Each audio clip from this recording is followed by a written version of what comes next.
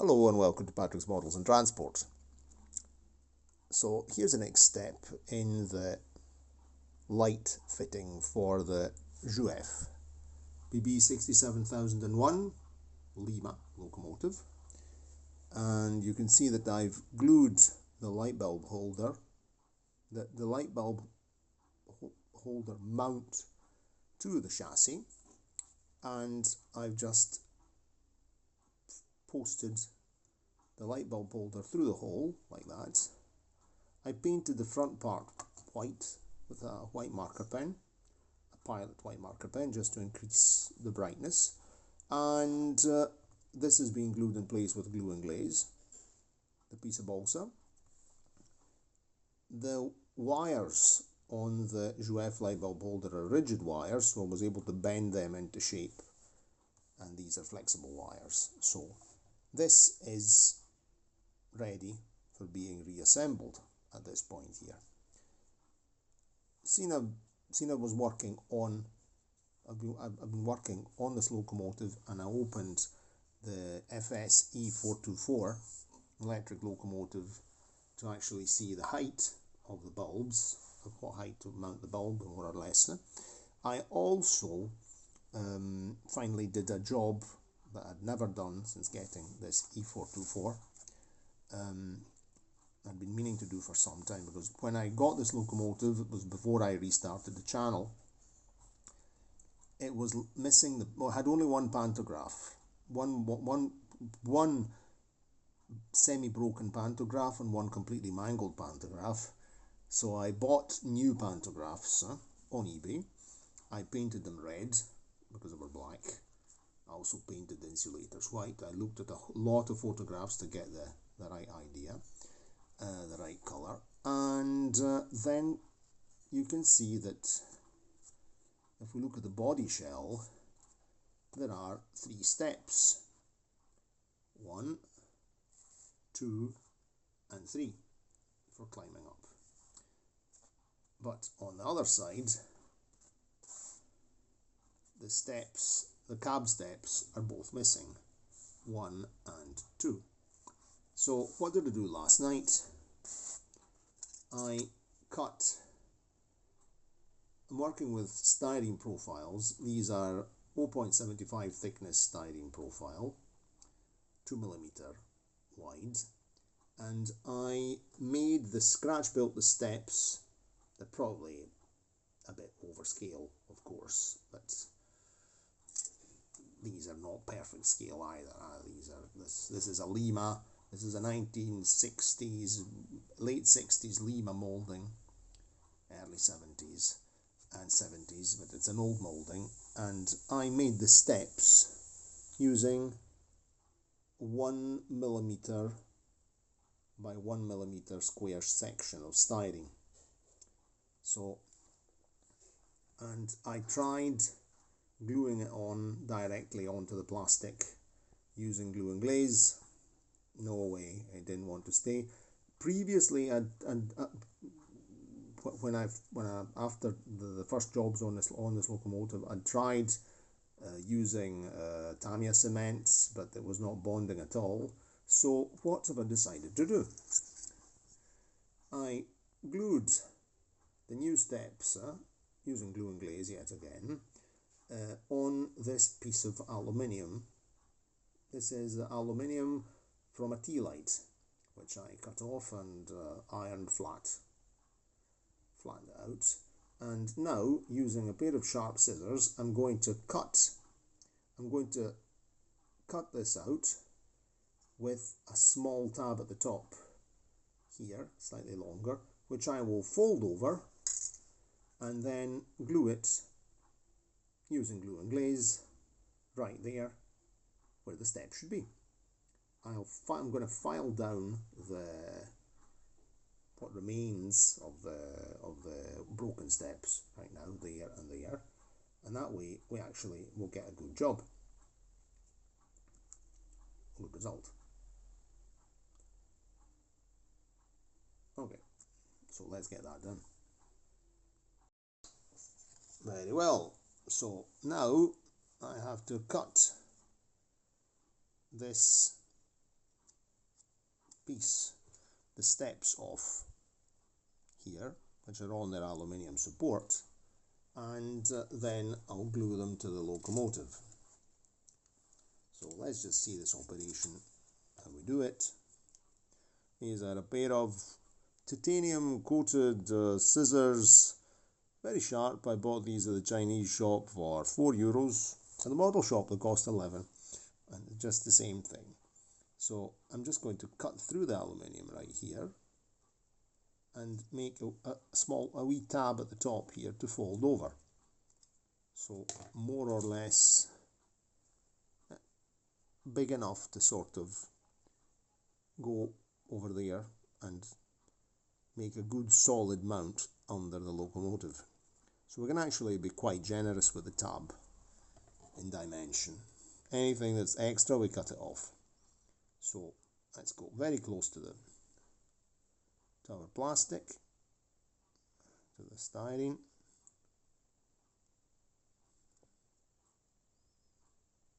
Okay.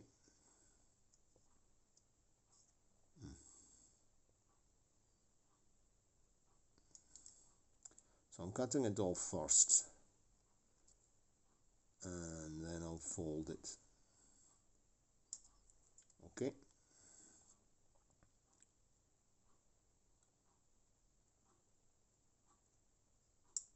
Right. Over there. We have to trim some more off. I don't know if my scissors are going to, I can go so close. Get so close. This is a bit of a footer of a job, huh?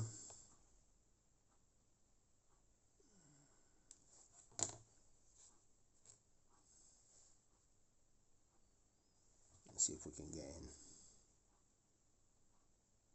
a little bit closer. Yes, sir. There we go. So that's our step. Ready. We'll fold this tab over and glue the tab under the buffer bar, the buffer beam at the front, and glue that on. So that's easy. So we'll put this aside. Now I have to cut this one here, and I'm making an Italian language video in parallel with this one here. So I'll do this one here in Italian. Very well.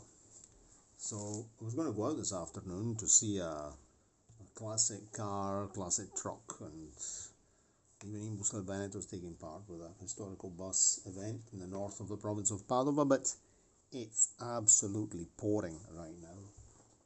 So like a big summer storm, and we're at the end of September, but very heavy downpour, so I'm not going anywhere. Right, let's get these here fitted. The steps, at least one of them, then the other one we'll do it in Italian. So I've spot of glue and glaze here on this bit of paper card.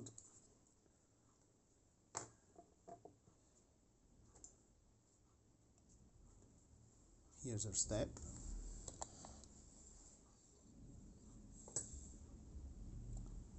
I'm now going to fold this 90-degree bend. I'm putting my enlarging glasses on to see what I'm doing.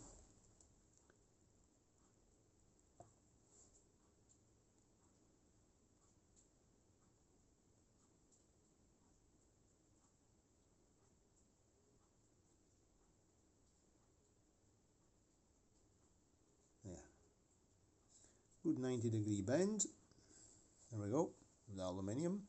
And we can even give another wee push over to really make sure it's okay. And now we'll go and glue this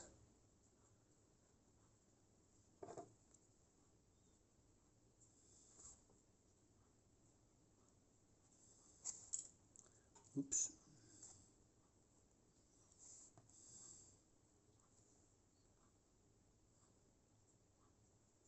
We're going to go and fit this on here like that. fact, I want to make sure it doesn't get in the road of the, you see that this is cut an angle here, you see, watch. That is cut at an angle, this part here, and we don't want it to get, to soil the,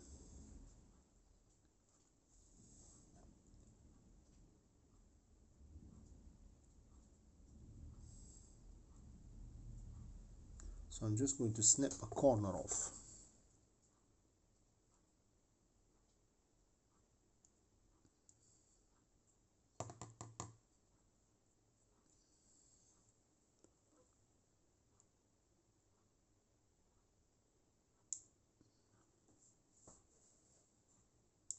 I don't want any slivers of aluminium in here because it might go in the motor.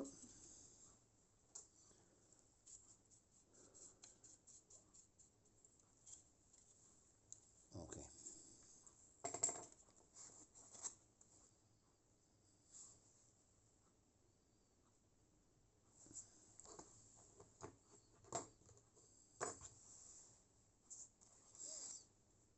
I'm going to put the glue here on the bracket.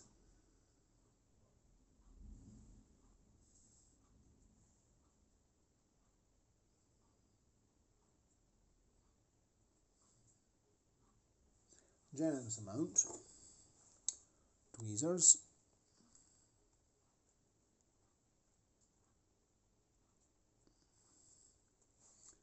I'm just going to sit this right here on top of the stump, but I filed down the stump of the old one, see? You can see that there was a stump there, I filed that down.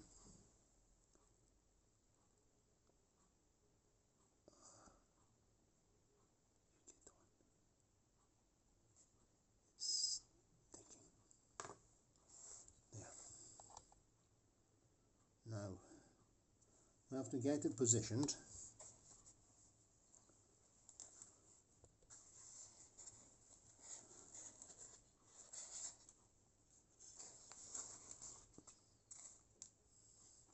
See that there's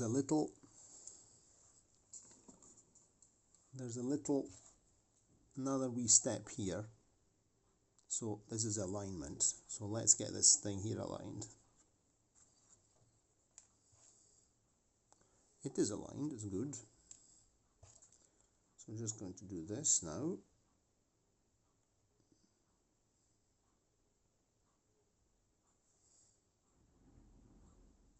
Listen to the thunder out there. In fact, this here should be actually slightly twisted inwards to follow the tapered nose of the locomotive.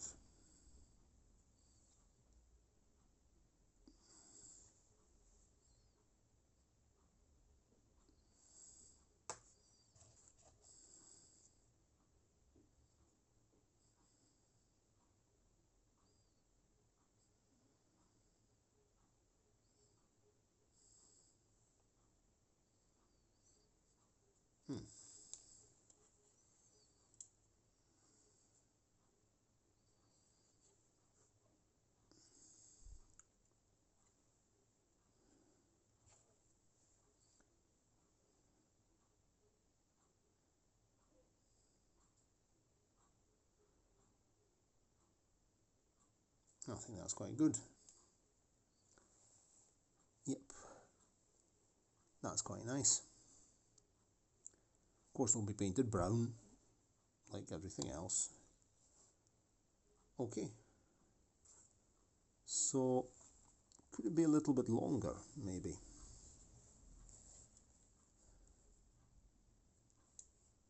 Maybe it's a wee bit longer, but not really much longer. So I think that will be very good. Now, I'll do the other one in Italian. Very well. So I fitted the second step here. I fitted this one in Italian. And now we'll just let them set. And next step we'll have to paint paint them. I'll have to mix some brown to get a shade of some brown and probably some yellow to get the right shade of this brown here is called Castano, because this is in Castano Isabella. Isabella is the sort of beige and Castano is the dark brown. In later life these locomotives would have only been painted in beige Isabella. Okay, so I've given the steps an undercoat. So this paint here, so I just finished touching up the water tower. That's chocolate brown with a spot of matte black in it, right? And I tried adding a spot of yellow, but I actually got the beige. I got the Castano, meaning the Isabella, the beige. This is Castano underneath. So I have to actually get Castano chestnut, which is a dark brown. I actually got the Isabella, which is the beige. I think I've been getting things confused. It's the chocolate, the sort of darker colour is chestnut, and this is Castano. This is Isabella on top, the beige. So I managed to get a beige colour, but I should be the dark brown. It should be the sort of chestnut brown. So what I'm going to do now, I'm just using this paint here as an undercoat, and then I'll try and obtain a shade of brown as close as possible to the steps, to the lower, sorry, not the steps, to the lower part of the locomotive, to that chestnut brown. So now I'm going to do this one over here, and then we'll see what happens when we get around to actually making the probably second coat plus touch up. Okay, I didn't put any undercoat on here, any primer, so I'm just using this paint here as a primer. Now I have to get this one here painted. Right, I'm trying to mix a shade of chestnut brown to match the chocolatey chestnut tone of the locomotive. Now, of course, that light is shining on it, you see. I did paint the steps, but they're a bit too light. They're more the beige, they're more the Isabella colour. And that was the leather brown, Vallejo leather brown 70871, mixed with a spot of yellow. So what have I done now? I've experimented in adding a drop of red, of flat red 78957, to sort of nearly a 50-50 mix, maybe 60-40, to 70871 leather brown. And the resulting colour is this. It's slightly more chestnutty, a slightly more orange hue to it. Of course, we have to see when it dries. So I've applied some to this piece of sprue. This is my paint test sprue, and we'll have to let it dry and see if that's I might have to add a spot of brown to that, because it's a bit too light, I think. So I think I'm going to add a spot of brown and do another test. Let's see. Now, I added a wee bit of brown, but it got too dark, and so I added another bit of red, and maybe I've got the right mix. Let's have a look here. The new step. That looks quite okay. Maybe a wee bit lighter. Maybe a bit lighter.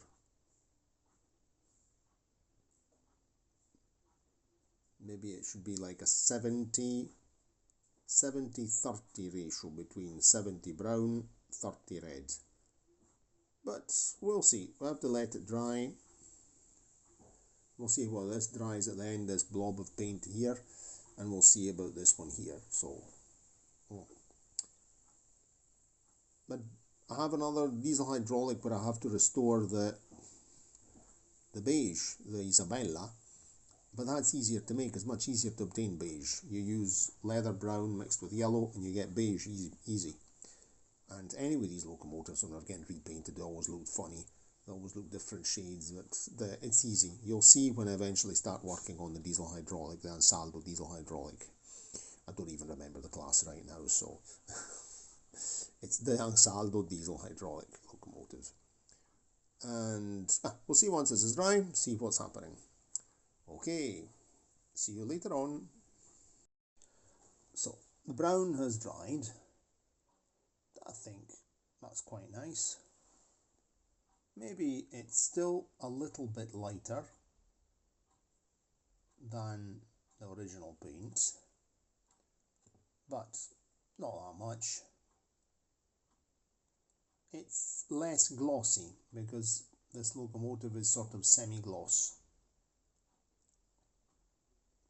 What I should have done, I should have mixed a spot of gloss to the paint.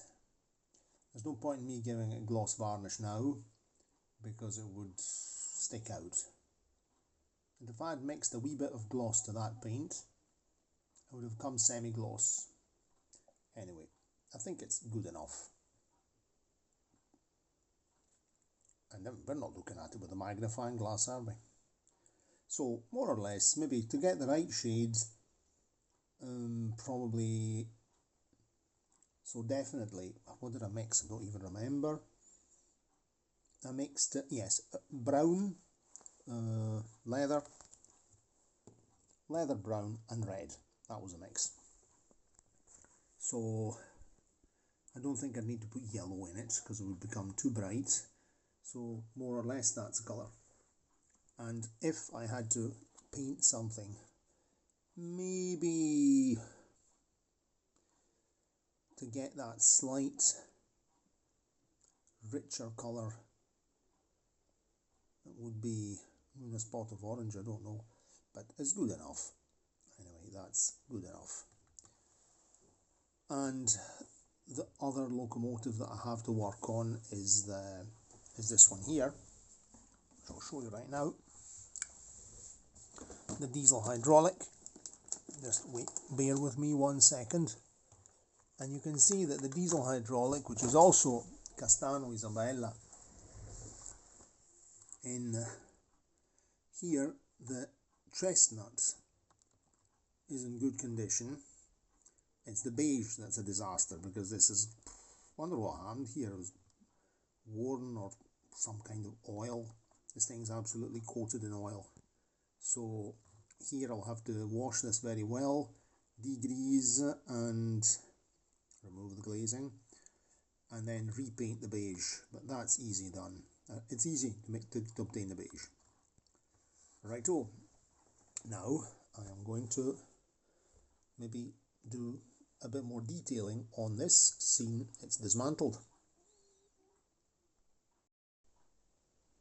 So I've finished the work on the E424 locomotive. You can see that I've painted the steps. I also picked out, I painted the, and we'll get some good light there.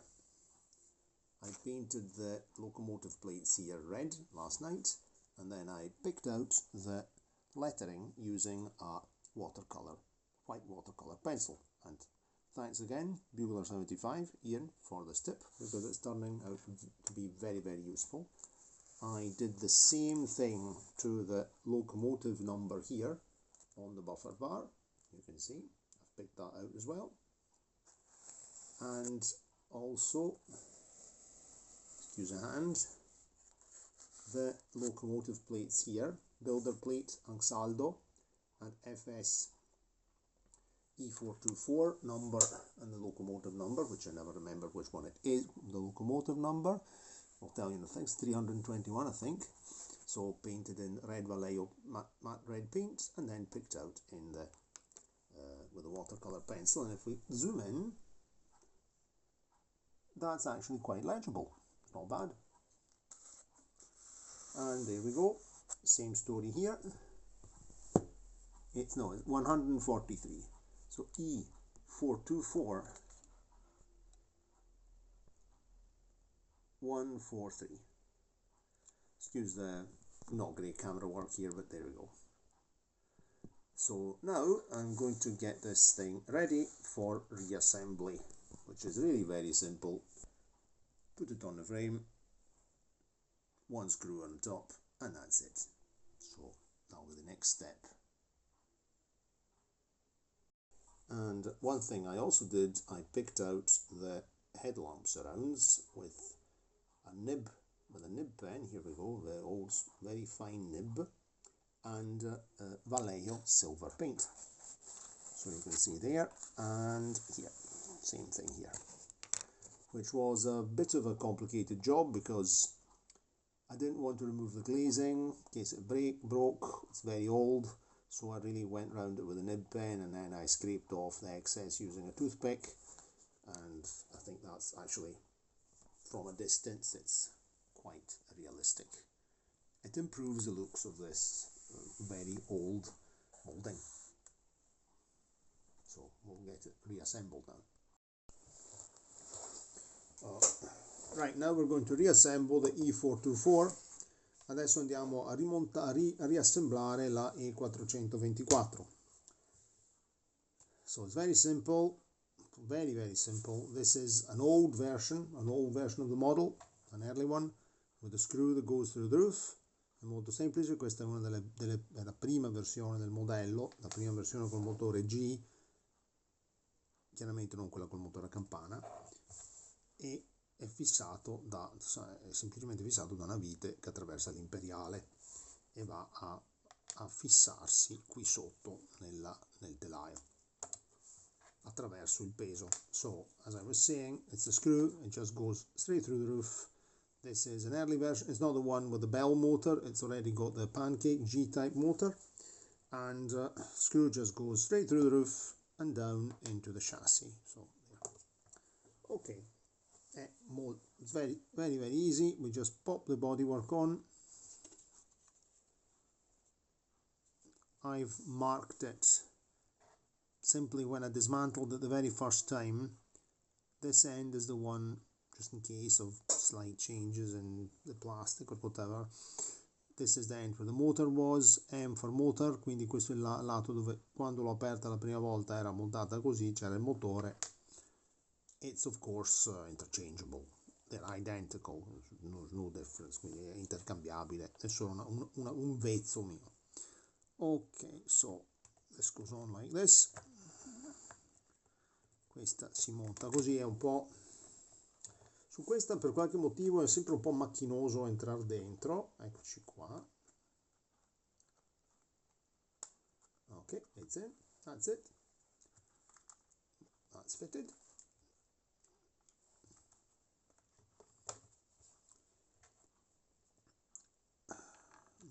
Put the screw in through the roof. Montiamo la vite attraverso il tetto e la chiudiamo. Andiamo a serrare la vite con un cacciavite a croce. So we use a crosshead screwdriver to tighten the screw, and we don't need to make it too tight, just finger tight, basta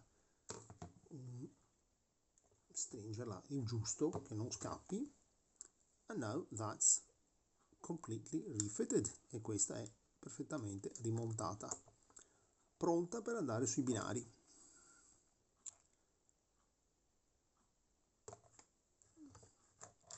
I don't have the layout out at the moment to test it, but we'll have a test run tomorrow. Non ho la tavola, l'asse del plastico fuori al momento. To recap, what improvements have I made? I picked out the whistle here, 1 and 2, quindi ho il fischio with a gold pen, quindi con un pennarello dorato. Qui davanti dovrebbe esserci una tromba. There should be a horn here at the front, but it's not molded, it's not fitted. And I'm not going to scratch build one because I will go crazy, quindi potrei anche costruire una tromba, ma andrei fuori di testa per farlo. And then I painted the headlamps around, so ho riverniciato le cornici dei fari, and I picked out all the writing here, buffer bar and locomotive plate and manufacturer's plate. Quindi ho passato con una matita, una matita querellabile, il numero sul pancone e la targhetta locomotiva e costruttore ansaldo in questo caso qua. So that's that.